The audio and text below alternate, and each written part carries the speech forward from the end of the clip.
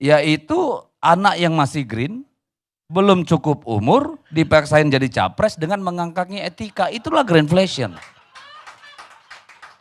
Itu greenflation yang paling jelas.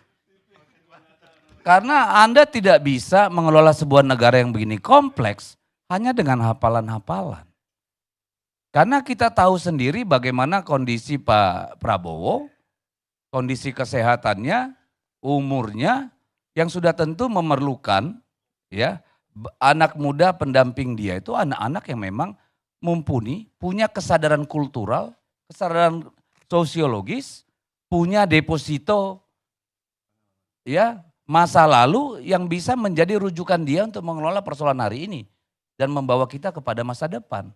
Karena saya tidak membayangkan Pak Prabowo itu akan bisa memimpin rapat seperti Pak Jokowi dari pagi sampai tengah malam atau mengeliling Indonesia, ke pelosok-pelosok Indonesia.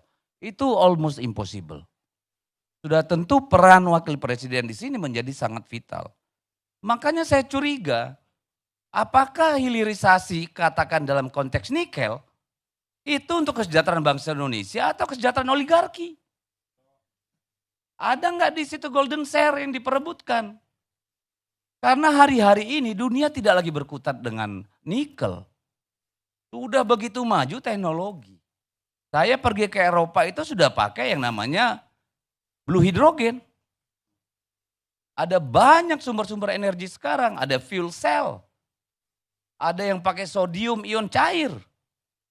Banyak sekali alternatif daripada nikel. Lah kenapa kita dicekokin pikiran tanpa nikel bangsa ini akan hancur? Sembrono banget kalau menurut saya. Sembrono banget. Jangan-jangan ini dipersoalkan di dalam proyek yang dua itu adalah nasib beberapa orang. Bukan nasib bangsa ini. Yes, hilirisasi perlu. Tapi jangan bodohi kita seolah-olah hilirisasi nikel itu adalah mantra ajaib untuk bangsa ini. Bohong, dusta.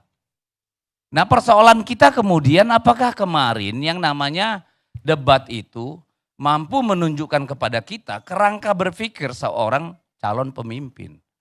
Kita harus memperlakukan yang namanya wakil presiden itu setidaknya mendekati setara dengan presiden. Kalau jauh di bawah itu kualitasnya, negara ini nggak tahu akan apa jadinya.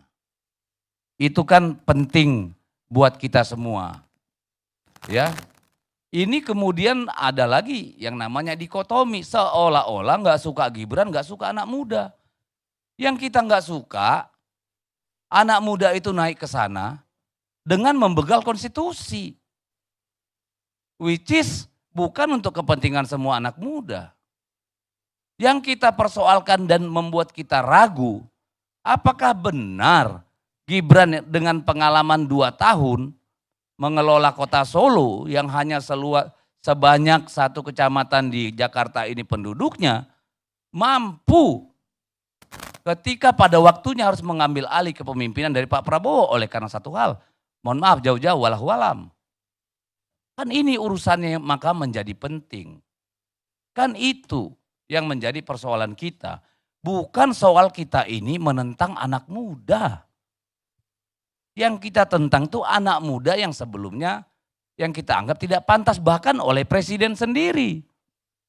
Dengan mudah kita buka rekaman di media sosial bagaimana Pak Jokowi dengan terkekeh-kekeh bilang Gibran baru 2 tahun jadi wali kota, ya belum layak lah. Kan itu Pak Jokowi sendiri yang membeli penilaian.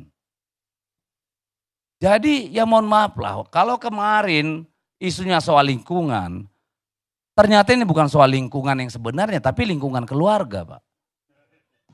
Ini kan problem kita. Karena soal lingkungan itu jauh lebih kompleks dari apa yang dipahami pemerintah pada hari ini. Mari kita cek bauran energi kita. Mari kita lihat berapa uang kita butuhkan untuk melakukan phase out batu bara. Berapa lama? Ketika kita melakukan phase out batu bara, seberapa kuat kita melakukan kompetisi dengan Vietnam, Kamboja, Thailand, Myanmar, seberapa kuat kita? Pernahkah kita mengaudit bahwa berapa besar dari kandungan atau deposit yang kita punya untuk nikel itu, outcome-nya apa?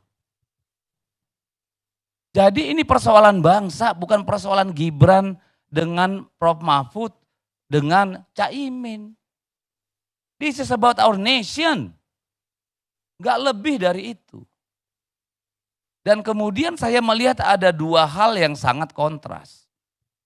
Pada saat debat Pak Prabowo, kita melihat bagaimana Pak Prabowo gagal menjelaskan hal-hal yang menjadi seharusnya kekuatan dia sebagai Menteri Pertahanan.